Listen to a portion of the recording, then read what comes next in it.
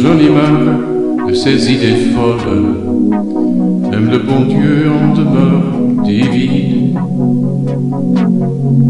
Sûrement il cuisine avec de l'eau en casserole. Cela ne fut pas tout en vain, non, on est sur terre pour apprendre ces leçons. Mais attendre la colère de l'agneau, mieux attendre l'ami Godot.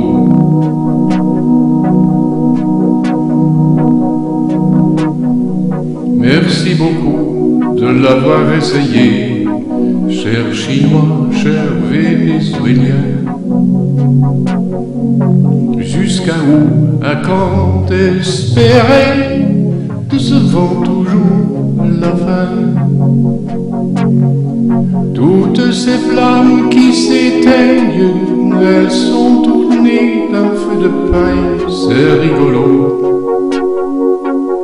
Attendons la colère de l'agneau, et attendre Caillard Godot.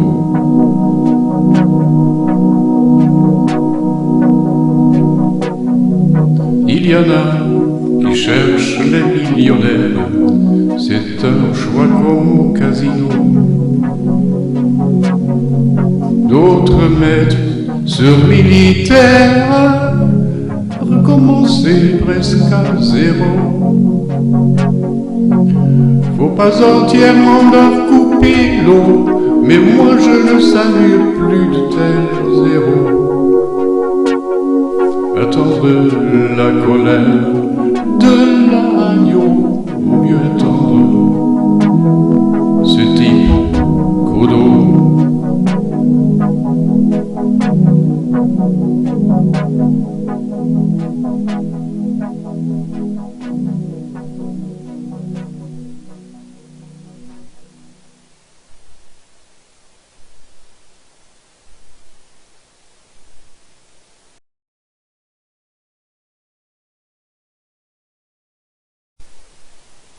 Nous étions en route très proche du centre de vaccination incorporé dans le Bordewijn Park à Bruges. À notre gauche est clairement visible le parking du centre bourré de voitures. Je jetai un regard en arrière, apercevant qu'une voiture Audi grise foncé clignotait vers la dite direction. Elle était tapissée de petits drapeaux rouges et tricolores, ainsi de ces cornes ridicules en l'honneur de l'équipe nationale de foot, les Diables Rouges. Pour un moment, je voyais le visage du conducteur qui me semblait attristé, déçu. Malade?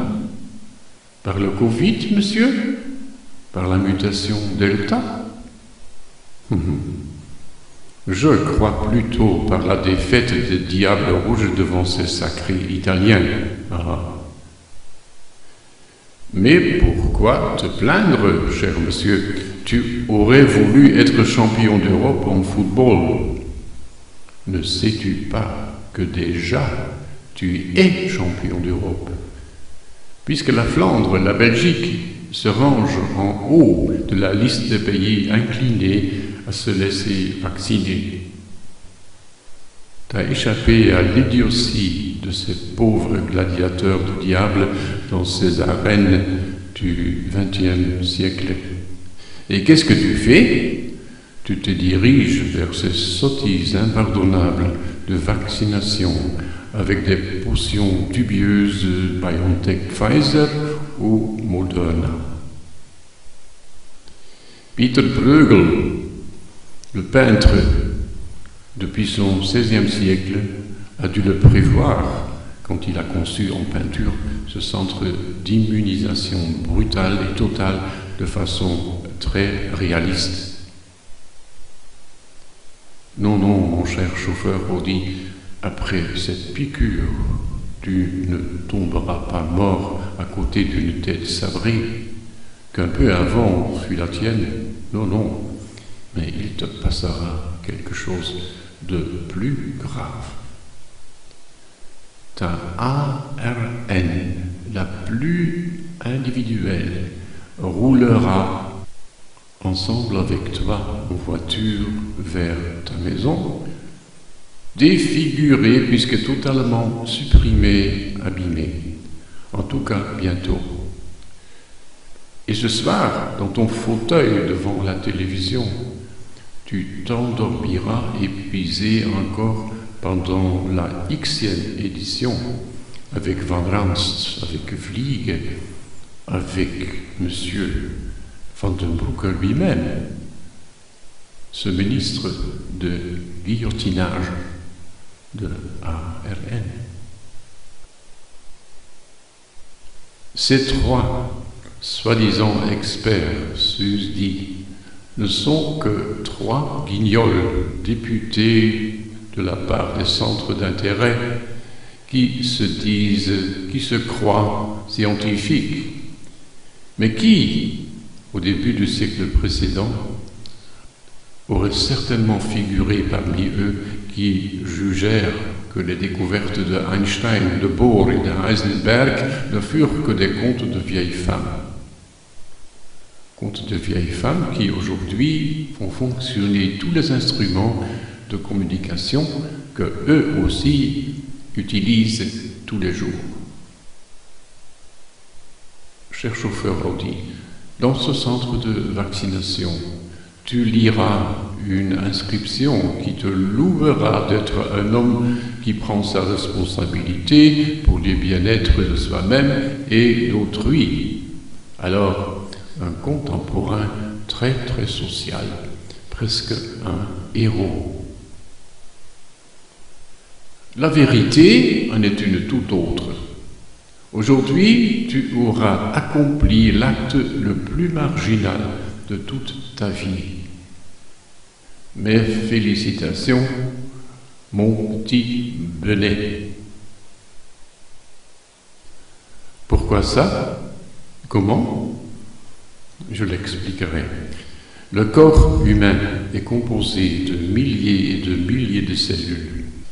Dans chaque cellule se trouve l'ADN, la DNA en anglais, qui est un immense magasin plein de talents, d'inclinations et de facultés, le génome. À l'intérieur de ce magasin y manœuvrent des travailleurs montés sur des mini-chariots élévateurs qui choisissent des étagères des articles voulus d'après un plan de travail. Ce plan de travail porte le nom ARN, RNA. Les catégories les plus importantes de ce plan s'appellent mARN, tARN et rARN. Ces trois sont entrecroisés et dépendent l'une de l'autre. Encore, d'après ce plan, ces manœuvres ARN posent alors les paquets pleins de facultés adéquates sur une plateforme de mixage d'où les protéines seront fabriquées qui sont nécessaires pour faire fonctionner le corps humain. Il existe quelque chose comme un plan idéal, mais à travers les rebondissements de l'histoire humaine, ce plan a été remplacé par des modèles de moins en moins accomplis, quoique encore assez capables pour garantir une vie relativement courte comme la nôtre. Le plan de travail mRNA se préoccupe surtout des étagères en magasin normal, se laissant aider par la contribution rARN. Par normal ici, je veux dire tout ce qui est sorti en bon état et accessible après toutes ces manipulations à travers notre préhistoire.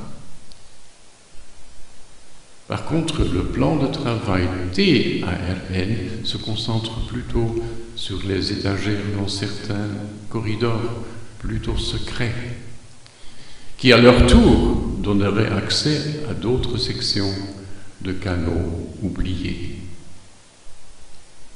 Ce plan subtil de la TARN rend possible, si souhaité, de remettre la main sur les paquets un peu ensevelis, un peu mis à l'écart de notre génome dans une phase initiale. L'effet de ces paquets de talents clandestins sur la fabrication de nos protéines sera le suivant.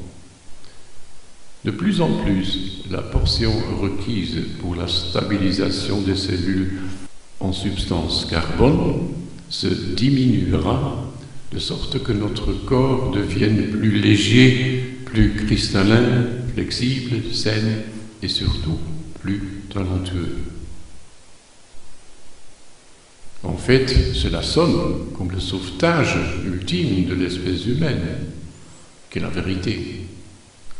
Sauvetage de cet état d'être que la science appelle entropie, une des lois de Maxwell, qui traite le constat que chaque organisme vivant dans notre troisième dimension tend à se désintégrer et à chaotiser.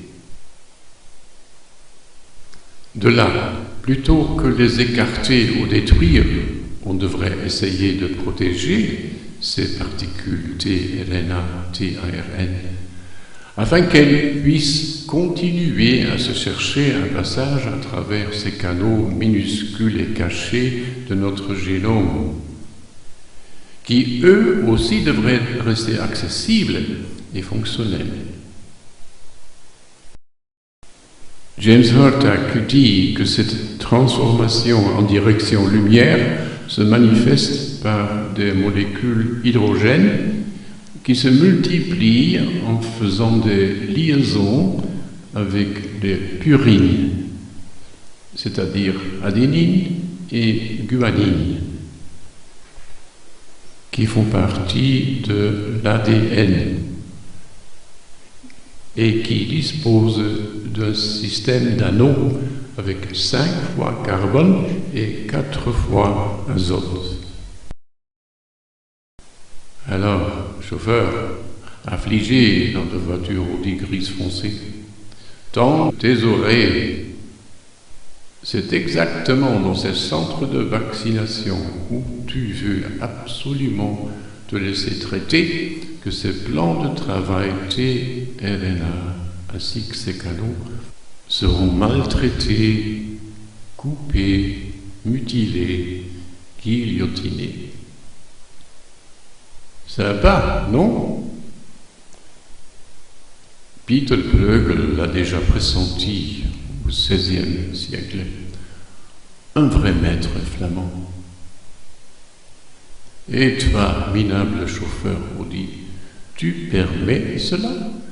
Tu permets que BioNTech, Pfizer et Moderna détruisent ton arme secret de sauvetage? C'est incroyable. Ce vaccin comprend en partie une dose de ARN synthétique qui, comme une couvée de coucou, à la fin balancera hors du nid ta propre ARN. À côté de cet ARN artificiel, la piqûre contient également de la graphene oxide, oxyde de graphène, même pour plus de 95%, dissous dans un liquide qui en soi est déjà une substance toxique, mais qui en plus est une forme de carbone exponentialisée qui accédera aux cellules par le biais des particules nanolipides. Carbone, une substance dont l'homme, dans son futur visé, avait l'intention de se défaire en tant que stabiliteuse trop rigide de ses cellules. À ne pas négliger, graphene oxyde violemment magnétique, ce qui le rendra parfaitement détectable pour les ondes 5G. C'est incroyable, c'est inconcevable. Comment cela a été possible?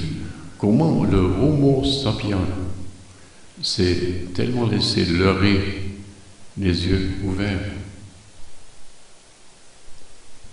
Afin de rendre ma réponse plus compréhensible, d'abord le détour par un épisode en souvenir.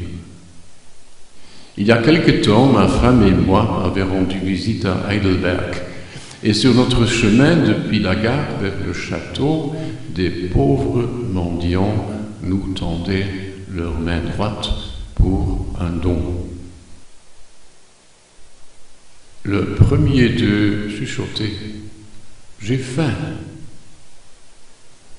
Ma femme Margot vers moi: « Marc, et si on lui donnait notre paquet de déjeuner ?» Faut dire, à prime abord, je hésitais à consentir. De telles tartines succulentes, fourrées au fromage, filet de thon, œufs au plat, tomates, etc., etc. Mais non, mais oui, de l'aide était requise et nous, on trouvera un McDo pour assouvir notre faim. À peine pensé que c'était fait. Un peu plus loin, le second s'en sous. Et à lui, on a donné de l'argent, 10 marks. En fin d'après-midi, lorsque nous nous approchions de la gare pour attraper notre train de retour, ces deux malheureux étaient encore là, mais ils évitèrent tous les deux de nous regarder dans les yeux. Pas étonnant d'ailleurs, puisque en jetant dans la grande poubelle devant la gare tout le reste en papier et déchets de notre séjour touristique, qu'est-ce que je repéra dans les profondeurs? Nos paquets de déjeuner. J'appelais ma femme, mais déjà de loin, son regard sceptique me traduisait qu'elle aussi saurait y ajouter un commentaire en plus. Oui, elle disait une fois arrivée, et le deuxième, à qui nous avions donné 10 marks, je viens de remarquer que d'autres touristes, aussi samaritanistes que nous, lui ont donné de l'argent, et à peine hors de vue, je voyais un type malsain et trop sûr de lui qui traversait la rue, se dirigeant vers le pauvre numéro 2 pour y incasser le contenu de sa casquette non ligotante. Margot était forte en mémoire visuelle, et lorsqu'elle y ajoutait d'avoir vu le type ambigu et collecteur dans le centre-ville, sur une terrasse, en y sirotant quelques liquides proches de champagne, je n'avais aucune raison de ne pas la croire. Le soir, à la maison, faisant le bilan de notre journée touristique à Heidelberg, nous nous sommes demandé si dans le futur nous serions encore enclins à vouloir donner un don à quiconque clochard au bord de la rue. Les gens, cette histoire vraie, c'est un croquis, un dessin sommaire du noyau bipolaire de la tragédie dont j'ai parlé avant. Nous, les humains, les Homo sapiens, anno 2021, nous sommes ces deux pauvres à Heidelberg. Et nous ne sommes pas chanceux du tout, c'est un fait. Surtout parce que nous ne cessons pas de commettre la même erreur bipolaire, comme chez ces deux malheureux dans cette rue de Heidelberg. Le premier, avec sa faiblesse caractérielle. Il prétend avoir faim, quoiqu'en réalité, il ne veut que rassasier sa dépendance, par exemple l'alcool. Donnerais-tu 2 fois de suite un cadeau généreux et sain à une personne pareille? J'ai quelques doutes. Le second, lui, c'est un peu plus compliqué.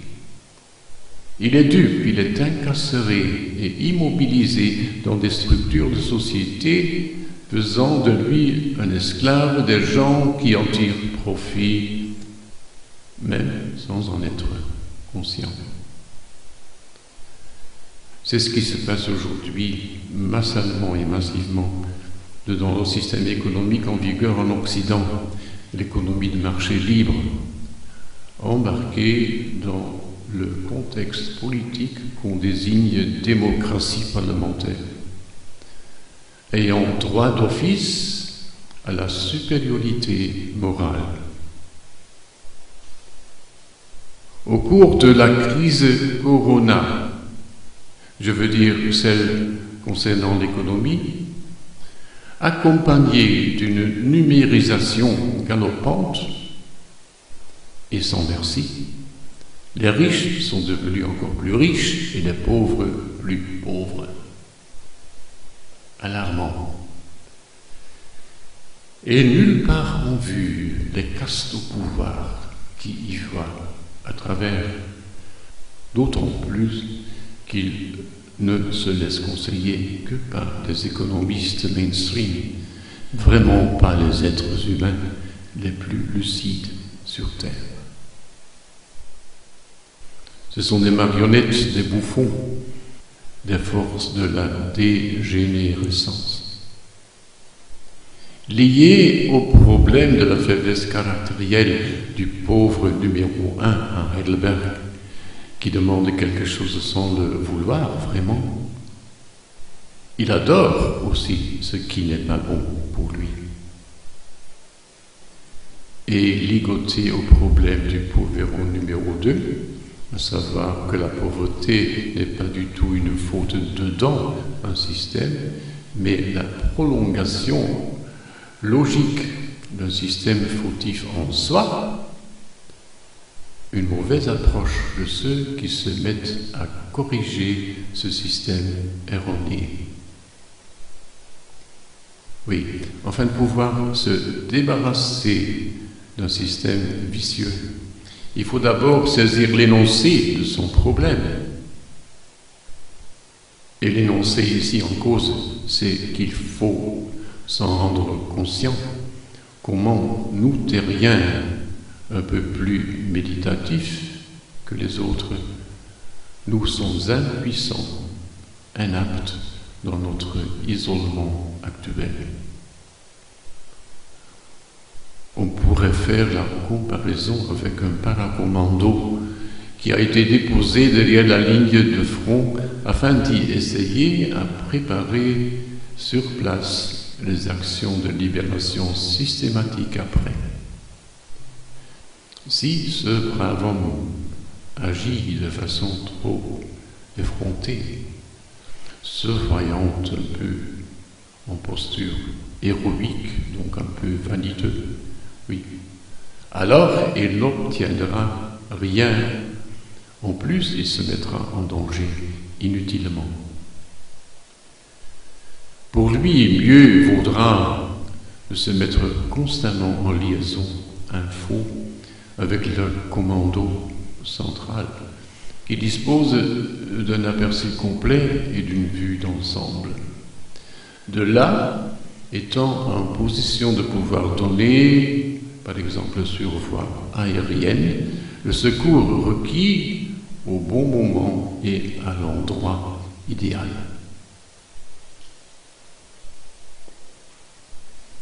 En prolongeant la comparaison vers notre monde actuel, infiltré de structures mafieuses, surtout celles légales, on aura compris pourquoi les communistes, les anarchistes, les intellectualistes et les naïvo-idéalistes ont toujours été condamnés à échouer. Le commando suprême, pour nous hommes s'agitant en troisième dimension, demeure au-dessus de la ligne de front et il s'appelle la source majuscule. En dimension plus haute, la plus haute. C'est à l'homme d'apprendre cette leçon au cours de sa vie individuelle afin de pouvoir quitter au plus vite que possible ce brouhaha de la civilisation en cafouillage complet. En outre, ça aidera fort à résoudre les problèmes émanant de la faiblesse caractérielle, genre Povero numéro 1.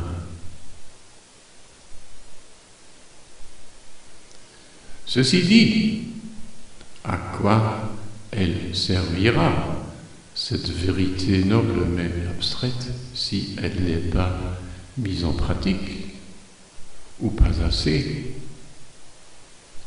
Car l'élastique peut être étiré si longtemps jusqu'à ce qu'il casse.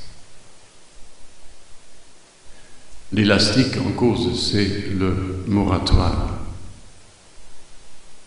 Qu'est-ce que c'est un moratoire? Un retard, un sursis, un délai, un sursis d'exécution? Non, mauvais choix de mots.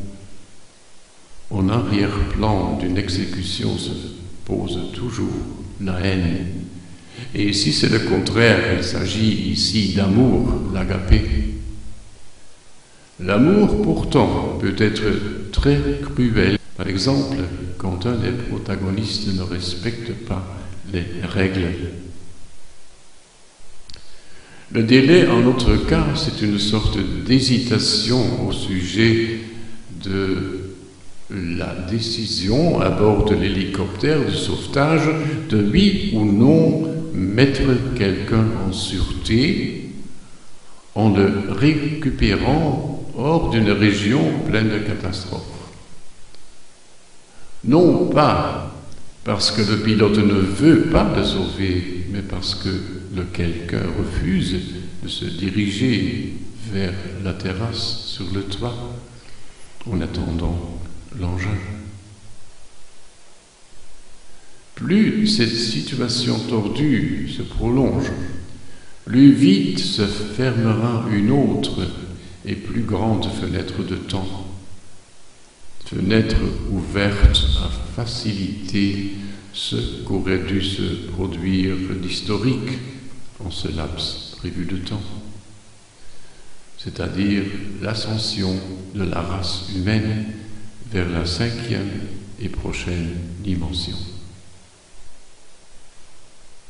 En accord avec la Terre même, avec Gaïa, qui, elle, a avancé d'un bon bout de chemin déjà,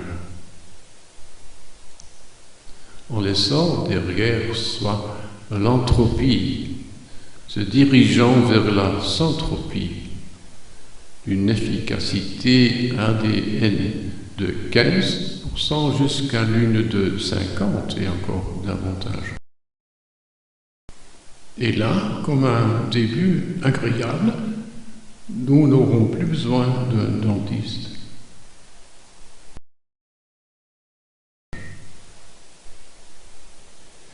S'il faut dire que pas mal de terriens ont réussi à faire un progrès considérable au sujet du problème Povero numéro 1, celui de la faiblesse caractérielle, le résultat collectif pour ce qui concerne la déficience numéro 2 ne se montre pas trop prometteur.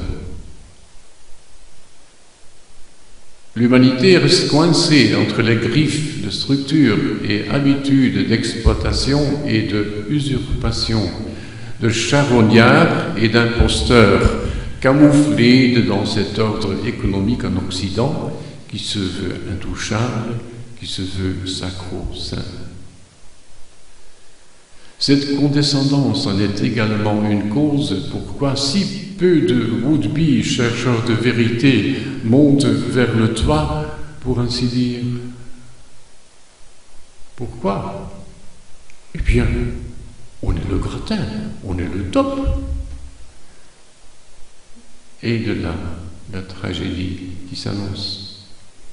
En tout cas, pour la plus grande partie de la population aveuglée. La tragédie du délai prolongé pour les mesures de sauvetage efficaces, puisque coordonnées depuis la source majuscule. La tragédie de l'expiration du moratoire de l'agapé. Eh oui, bien sûr, diront les good doers, les bien-penseurs, les bons penseurs. C'est à cause de ce populo dément qui ne veut que Tour de France et les Bleus qui gagnent toujours. Oh oui, vraiment? Moi, j'ai eu le temps et l'occasion de commencer à avoir mes doutes à cet égard. Si la source, who has the whole wide world in his head, décide de repousser encore une fois l'ascension prévue, ce ne sera pas pour 6, 7 ou 10 ans, mais sûrement pour 800 et même 1000 et encore et encore. Et la responsabilité réelle, ce ne sera pas le manque de culture des populaces, qui trop souvent sont entièrement occupés forcément par leur lutte de survie de tous les jours, qui sont des vrais dupes alors. Non, les responsables seront les good doers, les Gutmenschen, à cause de leur vanité, à cause de leur arrogance et leur cécité. Ils se laissent éblouir par le tout dernier subterfuge, par les tout derniers subterfuges et les ultimes machinations de ces influenceurs en 4e dimension à travers leurs représentants au 3e, c'est-à-dire le Deep State et les MSM, les mainstream médias, qui récemment ont changé leur ton, plus flatteur, plus faiseur de courbettes, moralement, politiquement correct.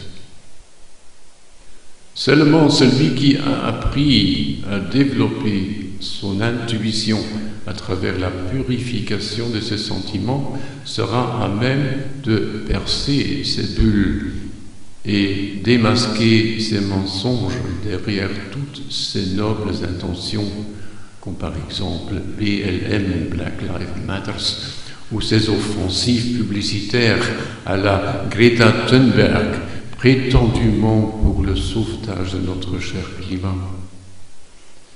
Et ainsi de suite. Ça ne s'arrête plus. Et chaque fois gonflé par les MSM, par les mainstream médias, qui ne valent plus rien, nulle part au monde. Des journalistes, crac, crac, crac.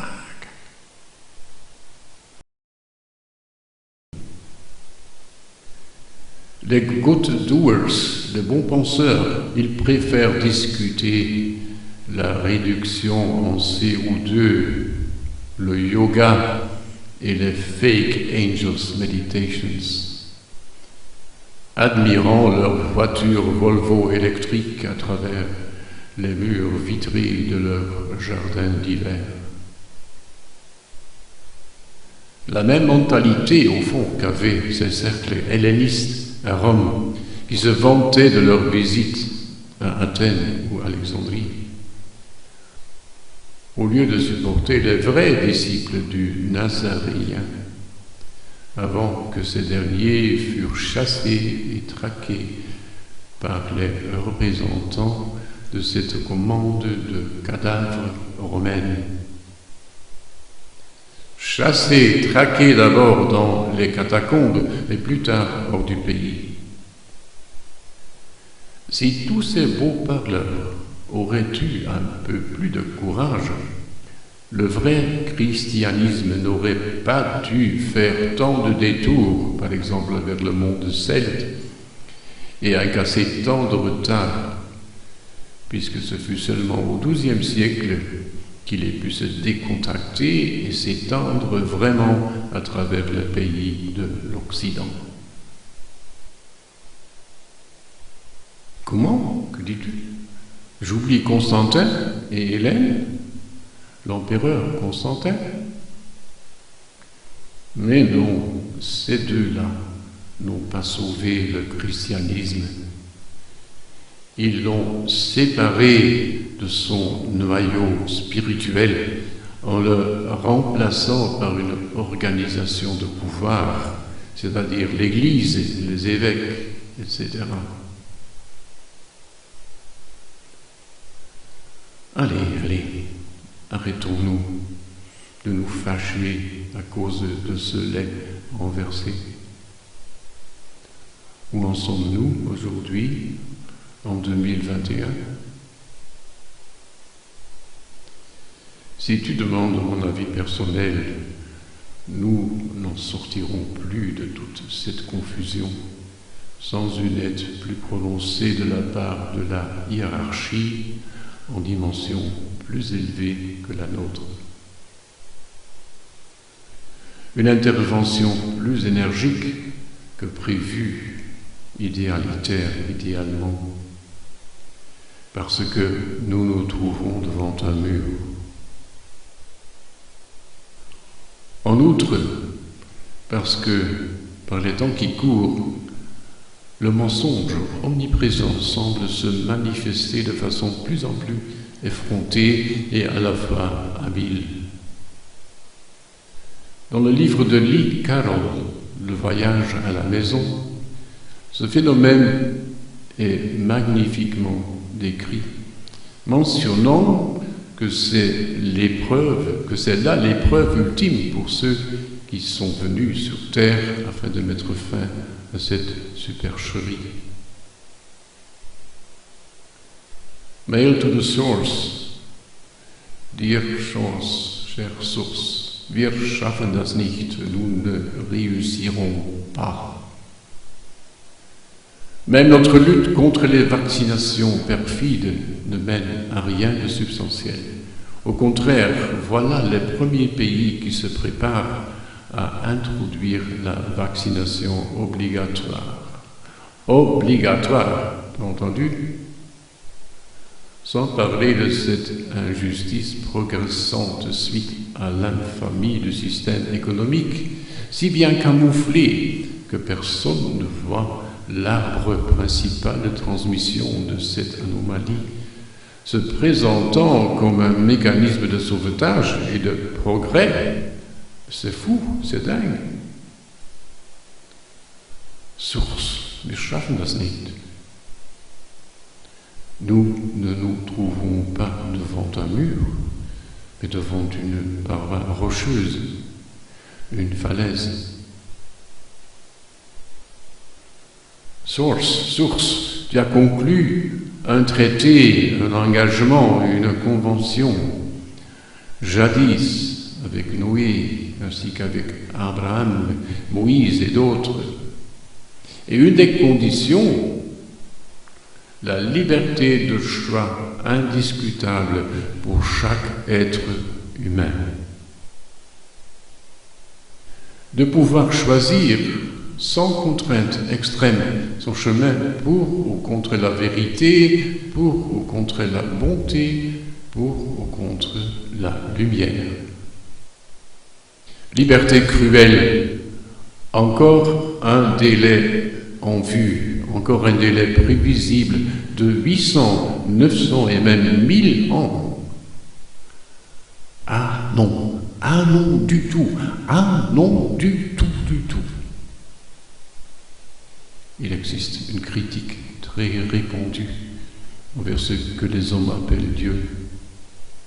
Comment est-il possible que ce Dieu qui se veut d'une bonté absolue permette que de telles misères et de telles atrocités même se produisent dans la création? Ce reproche, c'est une absurdité. Ce reproche est une absurdité. Le super bon Dieu ne permet rien du tout, ni sa contrepartie féminine. Elle, simplement respecte l'accord qu'il a conclu avec l'humanité. Eh bien, c'est ici qu'intervient mon « ah non, pas du tout » d'avant. Je me rappelle aussi d'avoir appris quelque part que cet accord contenait également une clause qui stipulait que les forces du mal et du malheur n'auraient point la permission de franchir une ligne rouge. Les forces du mal, ici, c'est le Deep State, les Illuminati, les archons, les chiméras, etc. Et cette ligne rouge qui n'est la permission d'influencer les terriens que par le mensonge et par rien d'autre. Et c'est possible que, aujourd'hui, cette ligne rouge soit en train d'être violée et dépassée par des gouvernements pantins, inconscients, dont 3 exemplaires semblent avoir pris le devant, c'est-à-dire la France, Malte et la Grèce. Fuir? Point d'interrogation. C'est plus possible. Qui suis-je que je le sache? Et pourtant, cette dernière question vient de me redonner du courage, comme s'il s'agissait d'une question rhétorique.